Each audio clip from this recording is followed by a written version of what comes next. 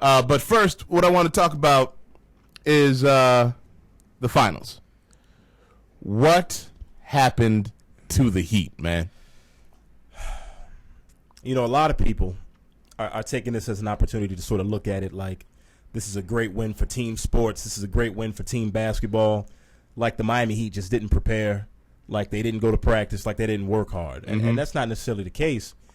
I mean, what happened is just Dallas's big players made plays when the game was on the line. Right. And that's all it comes down to. When the game was on the line, Jason Terry executed, Deshaun Stevenson made some big shots, Dirk made big plays. Right. Whereas on Miami, when the game was on the line, you got nothing out of LeBron James at all. Dwayne Wade made some plays, but he also made some mistakes. But you got nothing out of LeBron James. So just key players making plays down the stretch was the most important thing. It had nothing to do with team basketball and all this against individualism versus team basketball. And the purity of ball, the it's purity almost, of basketball. And I hate to play the race card, but it comes back to you have a team led by a white superstar, and they're all of a sudden the team that's playing the right way, whereas the Miami Heat are just everything wrong with basketball, where they work just as hard. Well, it comes down to what happened to the Heat. When I looked at the whole situation, you know, let's be honest. First 4 games, Heat should have won all 4 of those games. Yeah. I don't know what happened. You know, we can put the blame on LeBron if you want to. You know what I'm saying? You can put a lot of the blame does go to him. You know what I'm saying? Because he didn't show up. Plain and simple, he didn't show up. Mm-hmm. And when you have 15-point leads, 9-point leads, when you come back and take a 4-point lead and you have the 3 superstars like they do, you expect them to close the game out. It's a wrap. The way they did the Bulls. The Bulls, they got a lead in the fourth quarter, even though it'd be a close game up until like the last 5 minutes. And then what do? They shut it down and closed us out. They did not do that against the Mavericks. And what the Mavericks were saying, they were playing a zone defense, and LeBron, I don't buy that, man, because LeBron is just too damn good of a player for a zone to phase him out completely in the fourth quarter. What you kind of noticed in that game was, not to bring it back to the Bulls, but you kind of saw some of the things that the Bulls lacked, because the Bulls had opportunities to win all of those games against the Heat as well. Yeah. But Derrick Rose's lack of ability to close out games, and the Bulls' lack of ability to get easy shots. Dallas was able to get easy shots, and when things broke down, you have a 7-foot guy that you can dump the ball to, and he can make difficult shots. And when things really got ignorant, you had Jason Terry taking So you had 2 guys that you can give the ball to. 3 if you count J.J. Barrera, because he played well too. Mm-hmm. But you had 3 guys that you can kind of get the ball to, and you can say, okay, we need a basket right now. And Chicago didn't have that, and Miami didn't have that. And Miami didn't have what? They didn't have anybody that you can give the ball to and say, get us an easy basket, other than Wade at the moment. Like LeBron, this is what I noticed about LeBron. He didn't play his game. And I can deal with Wade playing the way he played. Wade had some turnovers late. He missed some shots. But he was playing his game. Right. Wade, you could tell Wade was fully invested in the game. Whereas if you watch LeBron James, you didn't even know if he was out there a lot of times. When Wade took that 3. When Mike Miller took that 3. When Wade lost it on the inbounds pass, you text me and you said, man, why wasn't LeBron on the floor? And I was like, no, he was there. He didn't know he was there. But it's just like LeBron did not try to play his game. He looked like he just wasn't engaged in the game. It looked like his mind was elsewhere. I'm not saying any of the off-the-court rumors or anything like that. It just seemed like he didn't want to be there. It seemed like he didn't really care too much. He kind of had a real laid-back attitude to the game. Well, I think what happened here's the thing. I think what happened coming out of this finals is it's going to be a really good thing for LeBron, because somebody said on ESPN that LeBron has had it easy.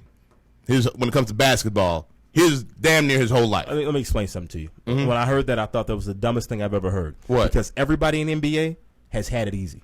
Well, all of them. No NBA player experiences any failure as they're coming up as far as playing basketball. Mm-hmm. All of them were the man at some point. Well, at some point, right? At some point. But I'm just talking about like Dwayne Wade. He didn't have it easy all the way. He wasn't you didn't know who Dwayne Wade was, and he was here. Let me explain something to you, man. Go ahead. Let me explain something to you. Dwayne Wade got a scholarship to play Division I basketball at Marquette. Mm-hmm. he had to dominate somewhere. Like, that's that same nonsense that I hear about Michael Jordan. Mm-hmm. Oh, he got cut from the varsity. He was a freshman. You know what I'm saying? And he dominated junior varsity that year. Right. So for Dwayne Wade to get a scholarship at Marquette to play basketball, it's not like he was just sitting around and all of a sudden he was walking around the Marquette campus and say, hey, man, you could play basketball. You want to try out? No, he dominated in high school. Mm-hmm. We just didn't know who he was. He wasn't Dwayne Wade. But, you have to think about, it's Richards High School, for one, here in Chicago. You ever heard of it? Mm-mm. Exactly. But it's not like these are all great players. They were great at some level. Even the guys that played in college that are on bad teams in the NBA now, they were great. At what point in time? J.J. Redick was at Duke averaging 28 points a game. Right. Adam Morrison was at Duke averaging 28 points a game. Right. When he got to the NBA, he hadn't experienced failure. That doesn't mean he can't be successful. Right. You know what I'm saying? Now, I'm not saying that LeBron can't be successful. That doesn't mean when they first face adversity, they're going to crumble. So that argument I don't think holds any water. No, but see, here's my thing. And this is what I was kind of going off with what they were saying on that. Was that LeBron James, I'm not saying this is not his first time dealing with anything, because he's lost before. You know what I'm saying? He's lost. He's lost before. But this might be the first time where he actually has to go back and retool. You know what I'm saying? He has to go, because because we've all been saying it. Everyone's been saying it. Man, just work on your post game. If you had a post game, this might be actually the first summer you're like, you know what, I might actually work on my damn post game. But the thing is, you don't have, to look at the other side of that, LeBron still averaged, 26 points, 7 boards, 7 assists? Yeah. What does he need to retool? So you're trying to tell me if LeBron adds a post game, his numbers are going to be even better? It not even make it even better. It's what you were saying before. He'll find easier ways to get buckets. He'll find easier ways to score. Because the thing is, when we talked about, and you brought it up with Kobe, you talk about Kobe Bryant, how when he scores 50, 40, 50, 60 points, whatever he's scoring, it's an easy 60 because he has different ways of attacking a defense. LeBron James is an overpowering brute, but obviously there's ways to slow him down. But I've always tried to tell people, and this goes back to just something that they always say about basketball. When things break down, you should always be able to fall back on your fundamentals. And LeBron doesn't have those. Like, if you watch LeBron play, he has poor footwork. His jump shot has poor form. He's not a skilled basketball player. He's a wow player, kind of like how Derrick Rose. He's a wow player, but they're not skilled. If you watch guys like Dirk Nowitzki, watch their feet. If you watch Wade, watch his feet. Watch Kobe, watch his feet. Watch how nothing changes. If Dirk Nowitzki could be falling off a cliff with a tiger hanging around his neck, his jump shot form will not change, and he will probably knock down that shot. Kobe Bryant, 3-4 hands in his face, jump shot form won't change. Wade, jump shot form won't change. If you watch LeBron James throughout the process of a game, his form will change maybe 3 or 4 different times depending on the angle of the shot. And that's what it comes down to. He's 26, 27 years old, but he does not have the basic fundamentals of the game. Okay. And you don't get those at 26 years old. You don't learn the fundamentals. So it's not that he hasn't experienced any failure. It's the fact that he's been bigger, faster, stronger than everybody that he's come up against. But the thing in the NBA is these are professionals. So they can find ways to take things away that you do well. That's coaches' jobs. That's the point of a scouting report. So can he go and learn the post game? Yes, but it's going to be unnatural for him because he just doesn't have the foundation. The foundation's not there. It was never laid when he was younger. But why couldn't he learn it? But why? I mean, that's the thing. Why couldn't he? The man is obviously talented. No, he's not a talented basketball player. He's a talented athlete. Because if you watch him play, there's not much fundamental basketball to LeBron James' game. Yes, he can make some beautiful no-look passes. He's got good instincts, but like I said, he's got poor footwork, poor shooting form. He's just a dominant athlete at this point. Playing basketball. He's a dominant athlete playing basketball. And he's been a dominant athlete for 8 years. And he's kind of like Randy Moss in the NFL. Randy Moss is a dominant athlete. If you watch Randy Moss play, he can go deep, you can throw it up, and he can go get it. But can Randy Moss go across the middle? No. Can you say, okay, Randy, run this curl route and do this? It doesn't mean he's a bad football or bad basketball player. It just means that those are fundamentals, little nuances of the game that they don't have to have because they've always been bigger, faster, stronger, more athletic. But Randy Moss can go deep, and he can out-athlete you to the tune of 1,400 yards and 16 touchdowns. You know what I'm saying? Right. So you can still dominate if you are that type of athlete, and LeBron is that type of athlete in a league full of athletes.